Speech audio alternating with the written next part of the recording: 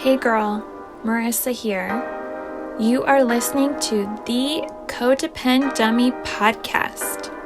As a young woman, you have been raised, reinforced, and rewarded for putting the needs of others above your own. Now, in your 20s, you're finding yourself exhausted, exasperated, and enveloped in shit relationships, especially the one you have with yourself.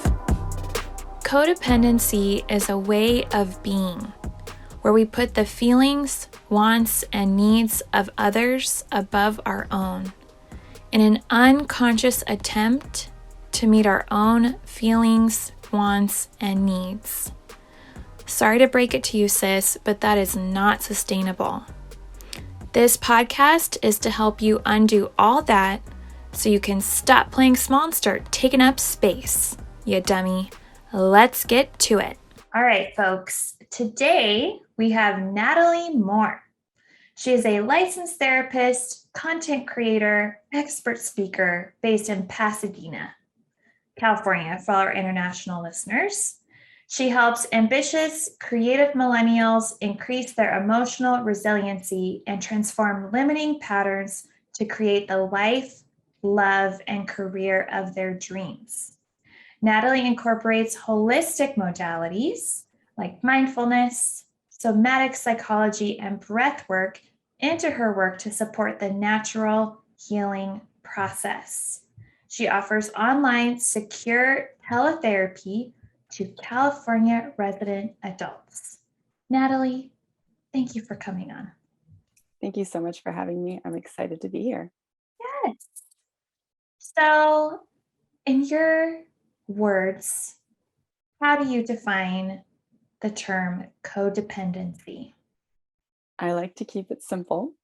So I say that it is a relationship dynamic in which someone puts the needs of others ahead of theirs at the expense of their own needs.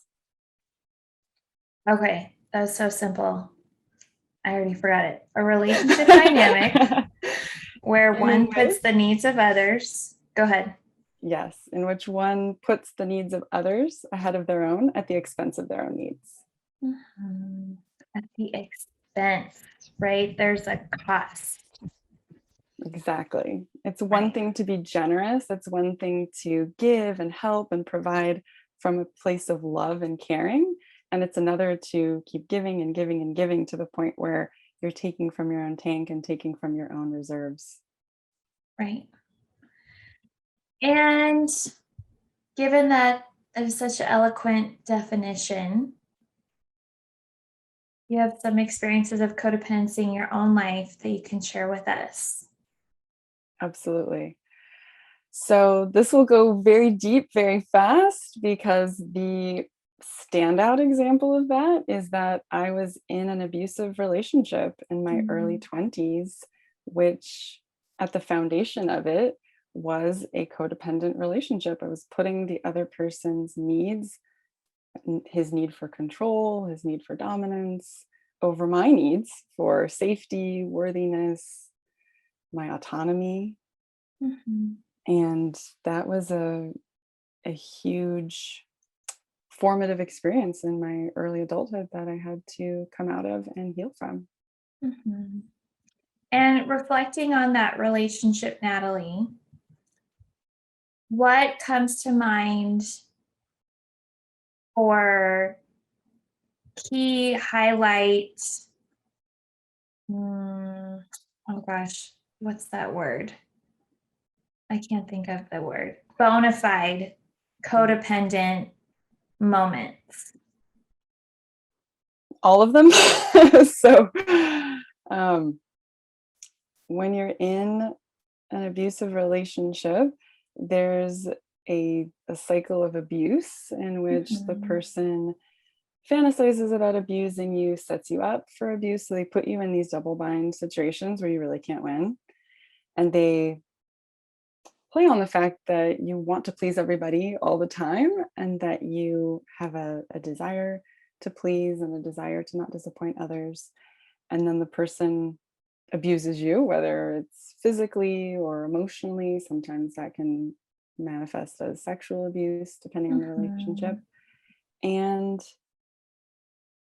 it continues. After that, they then have what's called a honeymoon period where they're overly apologetic and they buy you gifts and they tell you how much they love you and how much they want to be with you. And then you get this high, you get this rush, you feel worthy again. You got your worthiness back, and then you feel safe again, even though it's a facade of safety. It's not true safety. You feel loved again.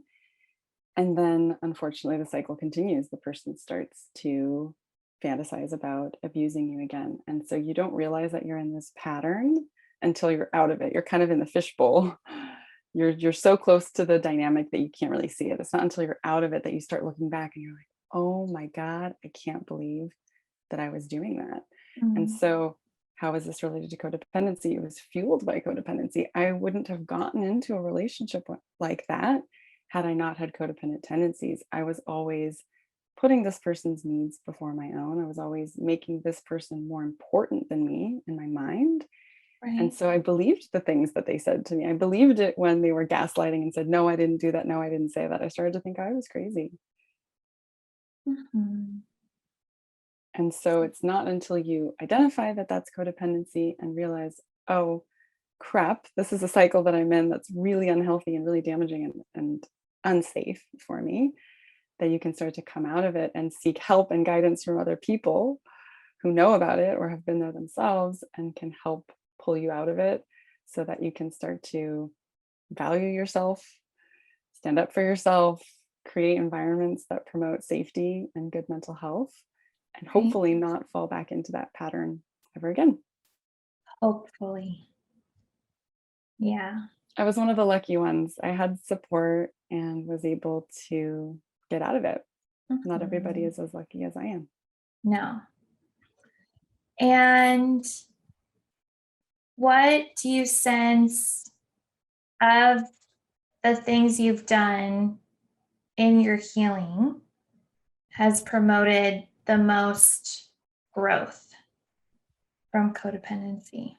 So the obvious answer is going to therapy. When It's not obvious. It's not. I mean, we're biased, everybody. Right. We're both therapists. So of course we're like therapy, but expand on that. Like how do you sense it helped? So it started with my mom actually recommending that I go back to therapy. Luckily, we had a family therapist who I already had a relationship with, trusted, knew was good at her job.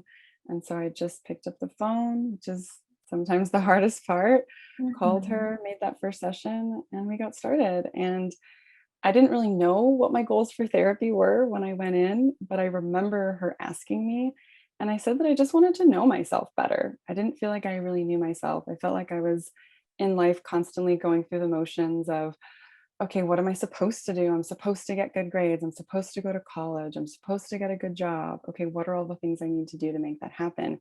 But I never really developed those insight skills of understanding my personality and my needs and my challenges and what I really wanted out of life. And so because I was somewhat lost, I was kind of an easy target for being in an abusive relationship, right? An outside person could kind of provide that sense of like a false sense of safety, right? Because they were in charge and they kind of knew what I quote should do or shouldn't do. Right. And so what ended up happening in my therapy was that I learned a lot of assertiveness skills. My therapist really pushed me to connect with, okay, what do I want and how do I get what I want? Well, in order to get what you want, you have to start asking for it. You have to say no to the things that don't fit in, and you have to start creating and saying yes, creating the opportunities and saying yes to the things that really get you to where you want. So I, in that process, learned that I deserved to be treated with respect by everybody in my life. And so when people didn't treat me that way, I started saying something about it instead of just kind of smiling awkwardly and laughing and going, oh, that's so funny. I would say, no, I don't like that word that you use to describe me, or no, that doesn't fit for me. And at first people were really put off by it because it was new behavior. They knew me as like the nice Natalie, who just kind of fit in and did whatever everybody else was doing. And when I actually started standing up for myself, there was a bit of a reaction. People kind of got surprised and, were like, oh, I'm sorry. I didn't realize that offended you. And so it took some people getting used to it in my life in order for it to, I had to get used to being assertive, and other people in my life had to get used to me being assertive. And then at a certain point, that just becomes the new norm. And then people just see you as an assertive person after a certain period of time. Mhm. It becomes the new version of you. Right. So therapy And really helps with that process. yeah, and we're biased, everyone. And also, right, to create such a drastic change takes time, and it takes consistency, which seeing someone weekly for a certain duration, you just, I don't know. It's I wish that I could just teach people to be assertive and they know it forever, but you have to learn it and practice and stumble and bumble and go to therapy and just build that muscle. It's like getting in shape. Yeah. It takes time. Yeah. And I want to speak to the fact that not everybody has the ability or resources or desire to go to therapy. And there are other ways of healing and developing these skills. Therapy was one piece of that puzzle. It's the first one that Right. comes to mind for me when you ask the question, but there were other things. I did a ton of journaling. I realized that there was, the 5 years that I was in a relationship with that person, there was a period of time where my truth was not being spoken and was not being validated. And so I had some catching up to do. So I spent a lot of time during that breakup writing about all the experiences that I had. And it was from Mm. this completely new perspective. It wasn't from a perspective of I'm alone and there's nobody I can talk to about this. And, I'm going to be punished if I do something about this. It was, oh, I can write out my whole story of the last 5 years and nobody's going to punish me for this. Nobody's going to judge me.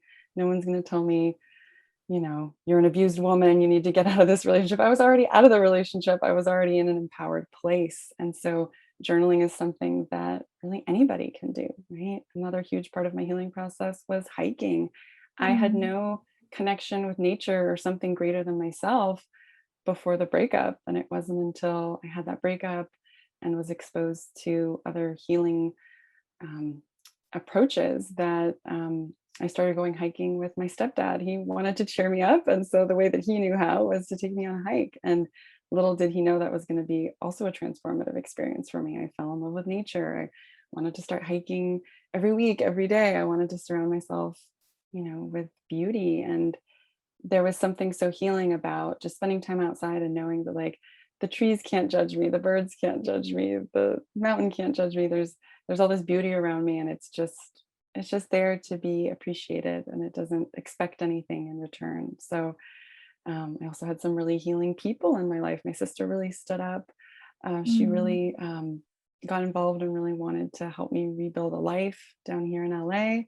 And so we hung out a lot. I, developed more of a social network down here. I made a lot of changes that didn't necessarily require therapy, but therapy definitely helped and supported that process. Right. Yeah. So lots of mm, like dishes that you were cooking. You had your appetizers, your main dish, your dessert for like this delicious, full, healing meal that you were creating. I love that Yeah. analogy. Yes, I got Mhm. all the main food groups in the Right. healing process. Yeah. Okay. So with right, so you got out of this relationship, embraced all of these methods for healing, healed, lucky, became a therapist, and now you work with creative millennials. Were you going to say something? Yes, I want to step in because I don't think that the healing process is ever over. I don't say that Mm, I healed from my relationship. I'm still healing from that right. relationship.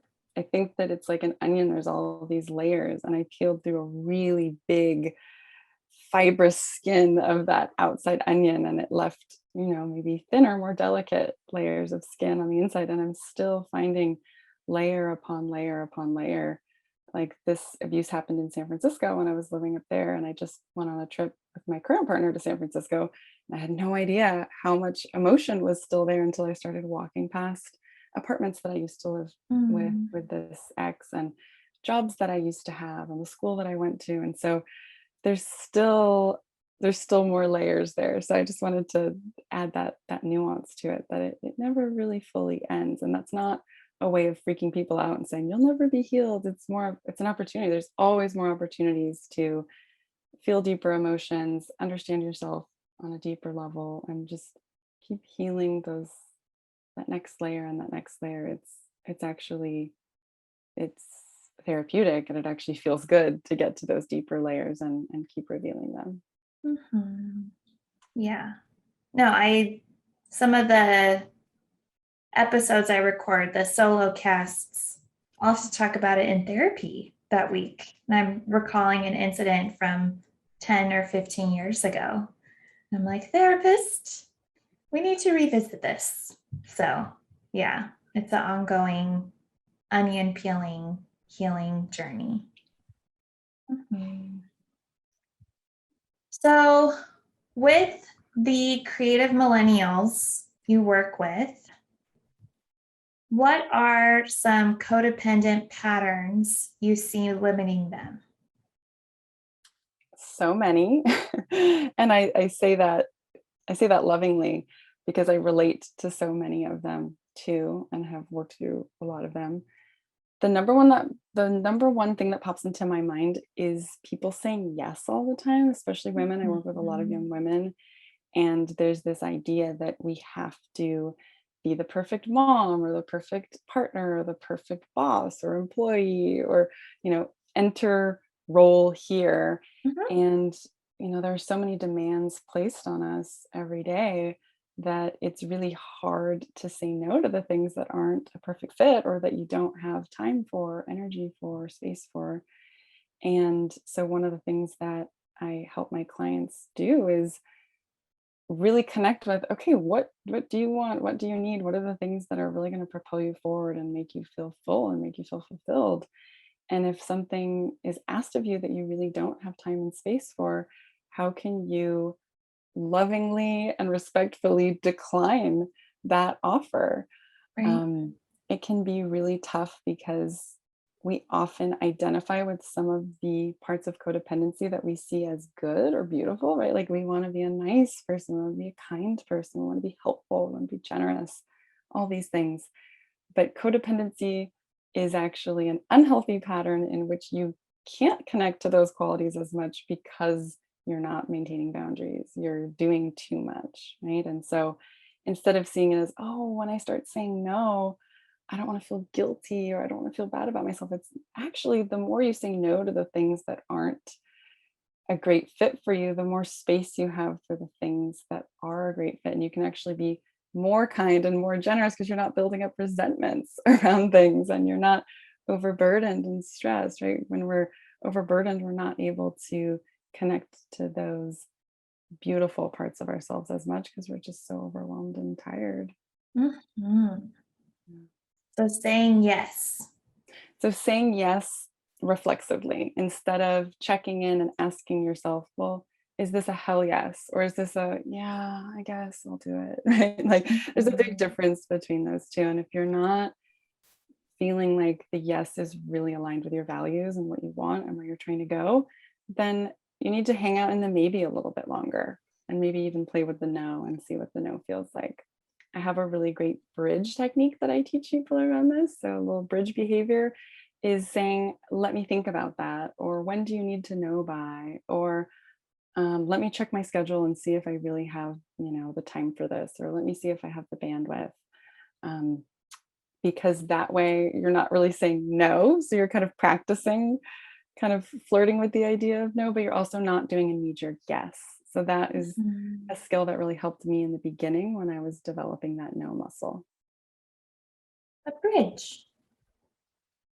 Mhm. Yeah. Other patterns you see. Saying yes. Putting other people's needs before their own, which is very much tied in with yes, right? Why do we say yes so much? Because we want that other person to get their need met, sometimes at the expense of our own. So I see a lot of people, wanting to be everything to everyone, wanting to fulfill all of the expectations that their families have of them, wanting to fulfill the expectations that society has of them, which is a huge ask and Mhm. impossible to do. Um, so that one, requires again connecting with yourself. What is it that you really want? What is it that you really need? And how can you clear out a lot of the noise and the clutter so that you can stay connected to that and make sure that a lot of your behaviors are contributing to the outcome that you really want. Right. Any other patterns? Notice my water bottles in there. So saying yes and putting the needs of others above their own. And and yeah. trying to be nice all the time. So I talk to my clients about the fact that nice is different from kind. So nice is Mm, a societal concept that we have around how people should behave, and we especially condition women, girls, to be nice, right? It's look nice, dress nice, be polite, be attentive to others. that's you not know nice, Right, right? that's not nice, right? Be nice. If you Be don't have anything nice. nice to say, don't say anything at all. And so what it does is it limits our ability to express our true self, because it's, oh, well, that's not nice. Well, that's not nice. Well, that's not nice. And then your behavioral and emotional repertoire just gets smaller and smaller and smaller over time, because you just find, oh, this person thinks that's not nice and this person thinks that's not nice. So there's less and less that you can do and less that you can be. And Mhm. so I like to help my clients differentiate between nice and kind. So kindness is more of a spiritual concept. It's loving other people, loving yourself, being kind to animals, being kind to nature, kind to the environment, being kind to your body, to your clothes, the objects that you own. It's more of like a respect for other people and other things. And that includes yourself too. Being nice doesn't always include yourself. It's very Mhm. outwardly focused, Right. whereas kindness is it's it's interdependent, right? I'm being kind to you, but I'm also being kind to myself at the same Mhm. time. Right. And you've mentioned culture, you've mentioned family. Where where do you sense the codependent patterns, behaviors in your clients stems from? Definitely parental modeling. So we look at our parents and our caregivers and we see their behavior and we mimic it. Nobody sits us down at the kitchen table and says, okay, you're just going to be nice all the time and you're going to put other people's needs before your own and you're going to put yourself in uncomfortable situations all the time to make other people feel comfortable. Nobody says that. It's this implicit learning process where we Mm, see our parents engaging in codependent behavior and we see that as the norm. We're just living in it, right? Like a fish is living in water and it's swimming in it, and like that's its environment. And so it doesn't realize that, like, oh, I'm in an ocean and there's something else called land. It's just that's the world that they live in. And so it's the same right. thing with living in a codependent family. You don't see maybe a lot of other examples of more healthy relationship dynamics around you, so you just think that that's the norm, and so you mimic that behavior. So I saw Mhm. my parents behaving in codependent ways, and I still see my Ditto. parents behaving in Ditto. codependent ways. And so the modeling never really stopped, unless they undergo some, really intense transformational process. And even if they do, right, there can still be a lot of residues of codependency. And so it's definitely a process, it's a journey. But yeah, I think it really starts there. And then there's also the societal pressures too, right? Like I'm able to view things in a different light now, right? Like Mm. I was not feeling that great yesterday. And so I was watching Lady and the Tramp, and I love watching Disney movies, especially when I'm not feeling great. And I'm watching these through a different lens. I'm watching them from a lens of, oh, I'm curious to see how the different characters are portrayed, right? And you see, the woman being in charge of the home. You see the woman being in charge of caretaking, in charge of, social engagements. And you see the woman maybe, hiding her true self or hiding her needs or her feelings and going along with what the man wants to do. And so Mhm. these are things that you're consuming as a young child, right? I wasn't watching Lady and the Tramp from the adult perspective of, oh, this is interesting how they're portraying women in this fashion. I'm Right. just soaking it all in as a little kid. I have no ability to have that critical mindset of, oh, well, why doesn't the dad step in and do some of the childcare, right? And so you see these things over and over and over and over again and again, just like the fish swimming in water. That's just the environment that it's living in. It just sees it as normal. And so, it's millions of images, it's videos, sound clips, it's things that you see your parents do and say. This adds up to shaping your brain in a way that tells you that it's normal to, especially as a woman, put Mhm. your needs last and everyone else's needs first. So it's a deconditioning process around, okay, how do I find examples that are contrary to what I've seen? How do I create behavior in my life that's contrary to what I've seen? How Right. do I make it work for me in a way that still fits in with my personality and who I am? Mhm. Deconditioning, unlearning. Mhm. Yeah, that is the name of the game, everybody. Yeah, no, I remember you're just, I mean, even recently, my dad, who's listening right now, dad, but yeah, he was like, hey, and he had this like very codependent proposal.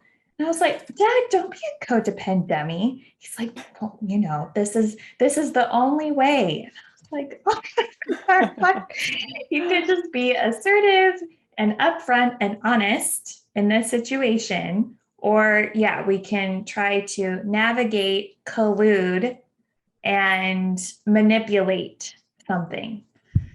Yeah. So I don't know. I would argue that I wonder what your thoughts on this, Natalie. Do you sense that parents truly are always modeling? It doesn't stop when we're 18. Like I would argue that parents they modeled when we were little, but they're still modeling Yeah, today. of course, of course. So there's also this idea too that we internalize the parent as well. And so even if they drastically change their behavior, which is, if they're doing that, they're doing their own journey, they're changing, they're engaging in healthier behavior, that's great. The model can change, but we still have that internalized parent of everything we saw as normal growing up.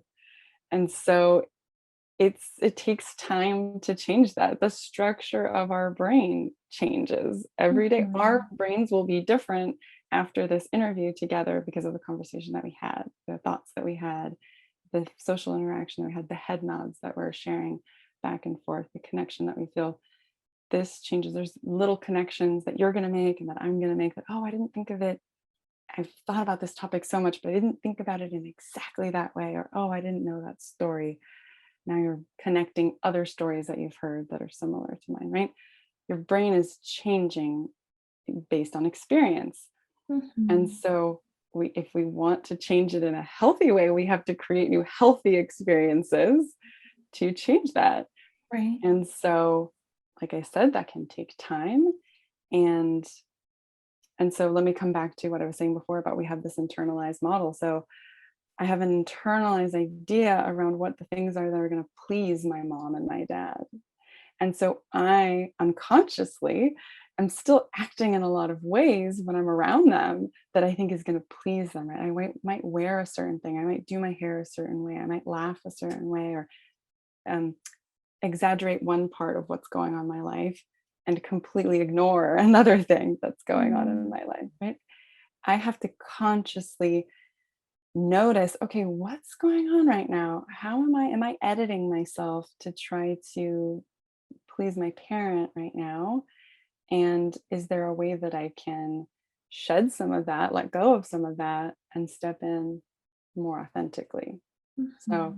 we've got these internalized models. It takes a long time to break through them. And also when we're with our parents, there's this concept called associative regression that you might know about, which means that the thing that we strongly associate our parents with is being a young child. And so we're more likely to regress back to old behaviors, old ways of thinking and being when we're in their presence. So we kind of have to balance that out by really stepping up and showing up as our authentic adult selves. Right. There's he was a therapist, and then I think he became a spiritual teacher, Ram Dass. Mhm. And he says, if you want to know I'm totally going to botch this, but if you want to know whether you're enlightened, go spend a week with your family. Yes. Like that's how that's how I actually know. And then, yeah, if I spend a week with my family, I'd be like, oh, okay, there's much work to be done. Yeah. Yes. Yes. Mhm. So, with your clients, Natalie, how do you help them, as your therapist helped you, become aware of their codependency and start to move towards interdependent? Very good. Very good question. So it starts with understanding what codependency is and how that shows up in their life. So I might propose a definition that has worked for me, but if it doesn't work for the client, maybe we tweak that in a way that makes more sense for them, because I want to make sure Mhm. it's really the idea of it is really tailored to them and that, it resonates with them. And we start to envision what their life can look like without this thing, right? It's kind of, Wow.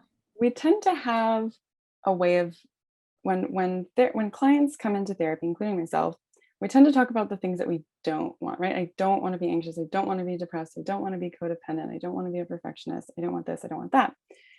But by focusing on the negative, that can keep us away from what we actually want. And so I'm constantly challenging my clients to reword things into the positive of, okay, well, if you don't want to be depressed, what's the opposite of depression? Does that look like happiness? Does that look like peace and contentment? Does that look like feeling motivated in the morning when you wake up, right? If you don't want to be codependent, what does that mean for you? So you're using the word interdependent. That might click with someone or it might not. Their definition of the opposite of codependency might be authenticity or honesty or doing a feelings inventory, checking in. How am I feeling right now? What am I needing right now? It might look like saying no to things that don't feel good or don't taste good or don't whatever. Right. And so to start imagining, okay, what is the opposite of codependency for you? And Mm. what does that look like really put yourself in the scene. How are you holding yourself? How are you dressed? What is your facial expression? What environments do you put yourself in? What kind of people do you hang out with? Who do you want to be around you? What kind of activities are you doing? And sometimes these visuals kind of surprise us. Maybe somebody sees a vision of themselves and they're like, oh, I'm actually a little bit heavier, but I'm happy, right? Like maybe I'm able to put on a little bit more weight, but still feel really good about myself. Or, oh, I see myself outside, but I don't really spend a lot of time outside, right? Like there can be things that come up in that visualization that you didn't really expect that can teach you and give you little seeds of, okay, where do I want to go? What serves me? Mhm. Wow. Yeah. I'm creating some new neural pathways with that suggestion. Yeah, I've Good. never heard that approach. So, really defining codependency for themselves, the Yes. opposite for Yes. what they're working towards, and just visualizing what that would look like. Yes. And then another piece that's layered here that really is infused in everything that I do is mindfulness. So, mindfulness is bringing a non judgmental awareness into the present moment. So, it's checking in with, okay, what does my breathing feel like right now? Okay, what's my body posture? Am I holding physical tension in my muscles right now? Am I connected to the objects around me? Can I notice the colors and the shapes of the things around me? What am I hearing right now? Right. And so this is a meditative practice that's useful in so many different realms of life. Where it's helpful here is that in order to have a boundary, in order to stop being codependent, you have to know what your boundaries are. In order to know what your boundaries are, you have to listen to your body. Your body's constantly giving you information, right? If somebody's standing a little bit too close to you, your body's going to feel a little bit tense and uncomfortable and want to move away.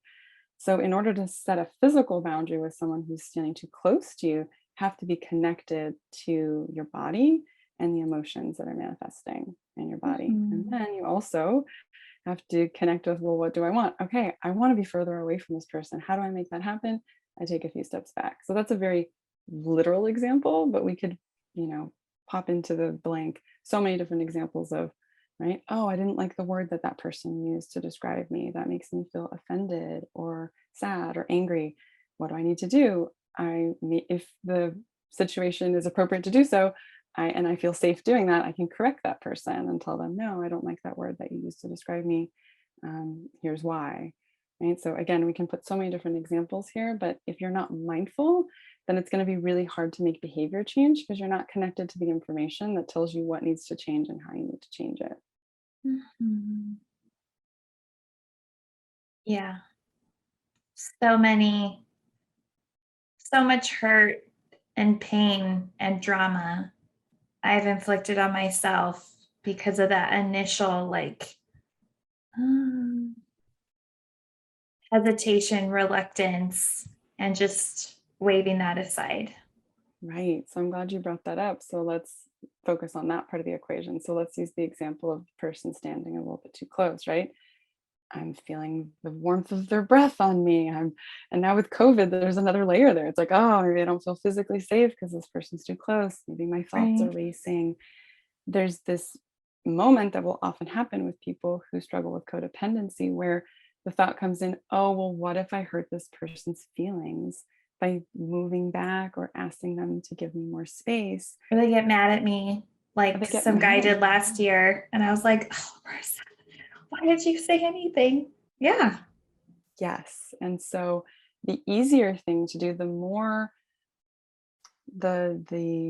established pattern for someone again who struggles with codependency is to not stand up for yourself because that thought is so strong, that fear of being rejected or being yelled at or being considered mean or rude or whatever the thing is so Mhm. strong that it's easier to deny our own need of comfort and safety than to stand up for it.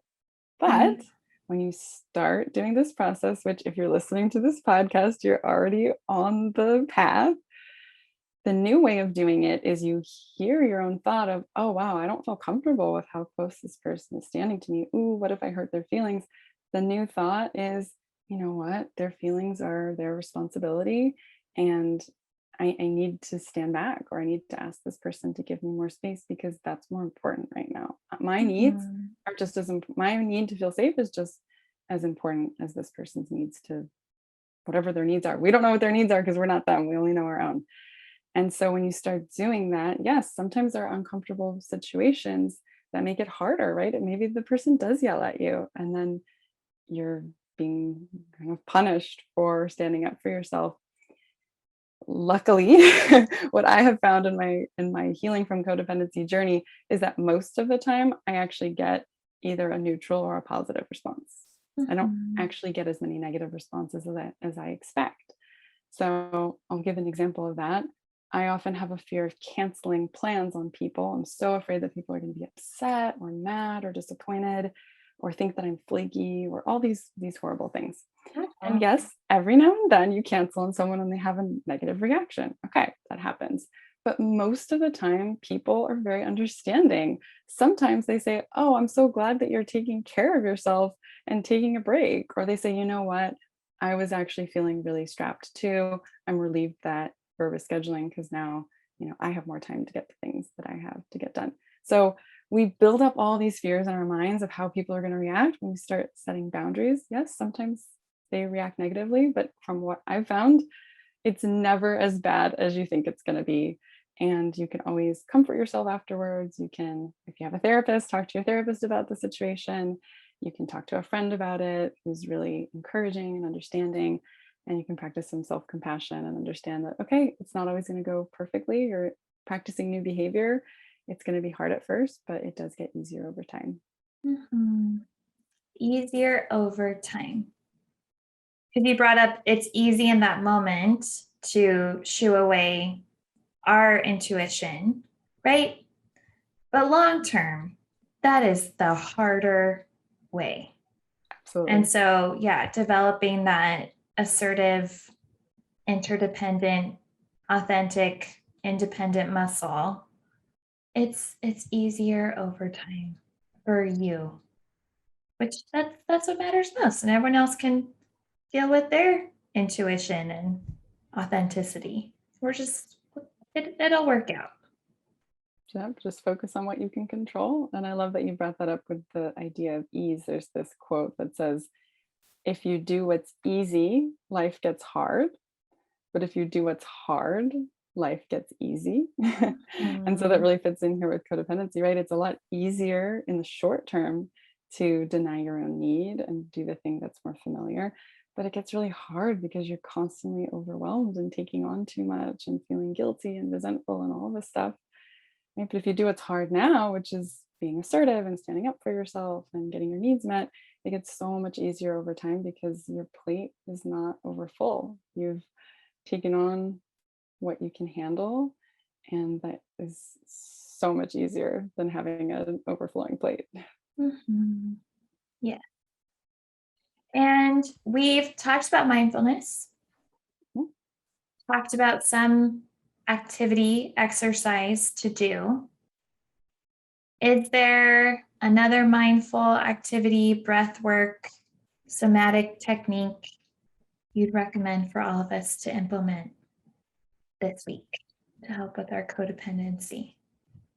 Yes. So there is a visualization that I like to do with my clients, which is where they actually imagine what their boundaries look like.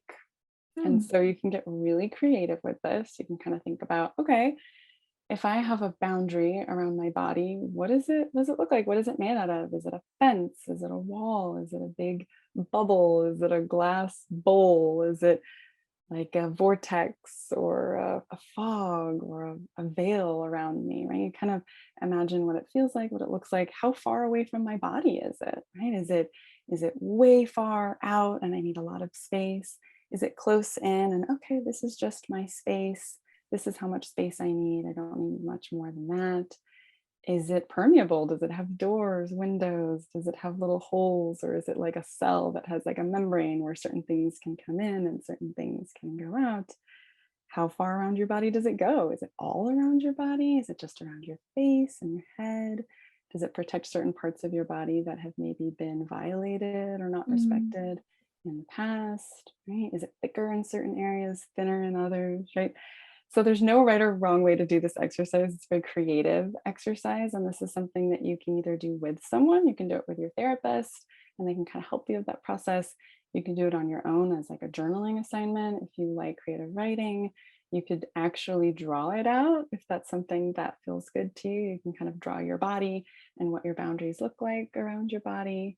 I find that this is really helpful because when people are really connected to that, in a situation where they don't feel comfortable or don't feel safe, they can imagine this boundary around them and see, okay, is it being respected right now? Or is it being violated by someone? And what do I need to do to maintain this boundary around me? What does your boundary look like? That's a great question. I'm realizing I should probably do this exercise for myself. Yeah. I imagine it'd probably be like maybe 5 or 6 inches around my body and be kind of actually like I described a cell membrane. What I really like about the cell is that it's intelligent. It knows what feeds it and what needs to come in, and it knows what is not helpful anymore and what's waste and needs to go out. And it kind of, I don't know, it's kind of like the body's own bodyguard. Like it kind of decides, Yeah. okay, who gets in, what doesn't get let in. So I kind of imagine maybe like a spongy kind of organic material all around my body, kind of deciding what comes in, what goes out, and plenty of air coming in and out. A great example. Thanks. Yes. All right. Well, Natalie, thank you so much for coming on.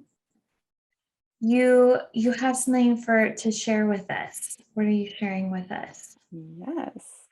I have what's called a somatic resourcing guidebook, which Oh, is all about helping people overcome overwhelm. And it's an exercise. It helps guide you through the process of getting connected to a space inside your body that feels safe and feels calming for you. And so there's a few different ways that people can, connect with that in the exercise. There's some visualization, there's some pages kind of helping you connect with your emotions and your body sensations. So um, Marissa, I think you said you would include that in the show notes for anybody yes. who wants to download that. Yes. Yeah. We'll definitely be in the show notes along with your contact information. And we will put that to good use. And all the exercises you've mentioned today.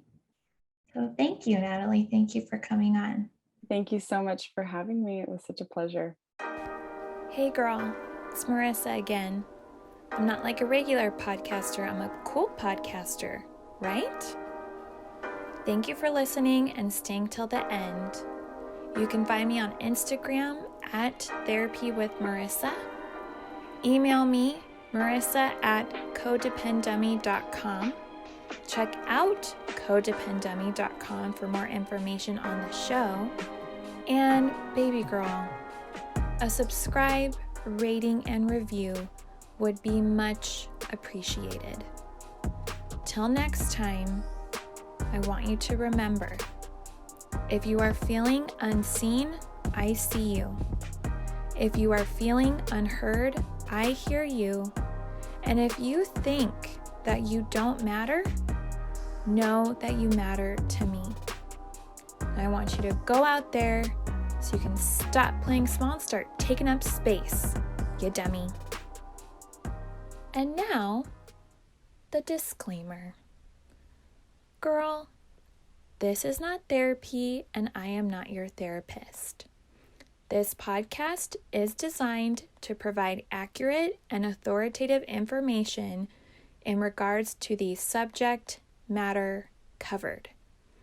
It is given with the understanding that neither the host, publisher, or guests are rendering any legal, clinical, or other professional service. If you want or need a professional, please find one.